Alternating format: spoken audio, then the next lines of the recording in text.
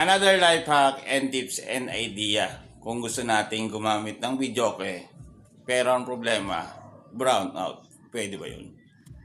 Sa panahon guys talaga na pwedeng tayong mag-videoke kahit brownout kasi may nabibili na tayo na Bluetooth speaker na pwede nating i-charge ayan habang ginagamit po natin. Kaso yung nabili ko guys hindi siya tumagal.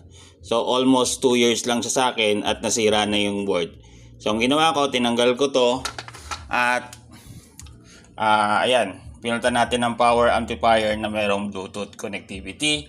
Tapos yung speaker niya guys, yan na po yung kinonect natin dito. So ngayon, testing po natin. So dalawa po yung source of power po nito. Pwede siyang 220 at pwede po siyang 12 volts. So testing po muna natin sa 220 guys. Saksak po natin dito. Ayan.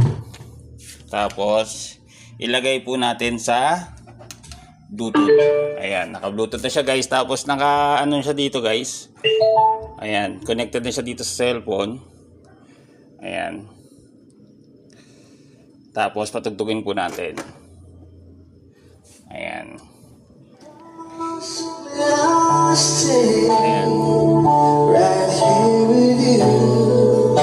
Ayan. So inahan natin baka makaka-copyright po tayo pero malakas yan guys. So. Ayan. So imagine habang nag-videoke po tayo tapos nawalan po tayo ng kuryente. Syempre, hinto po tayo mag-videoke. Pero dahil itong amplifier na to is ang source of power nito is pwede siya sa 220 alternating current at pwede rin siya sa direct current. So ginawan ko siya ng power supply niya guys. Tapos ito yung kanyang switch guys.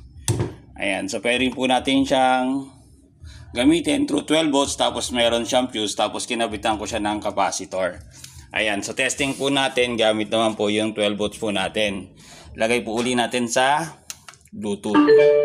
Ayan, tapos patugtugin po natin. Ayan.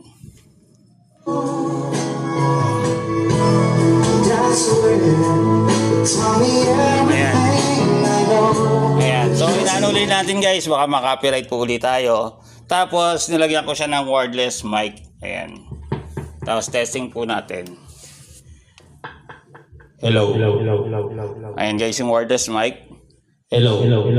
So kahit paano guys, kahit wala tayong 220, meron tayong 12 volts na power amplifier, is makakapag-videoke po tayo.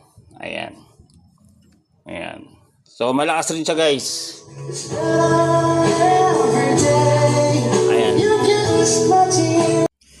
Ayan, so kaysa itapon ko po yung Bluetooth speaker na nasira, is yung speaker niya guys is ginamit ko na lang.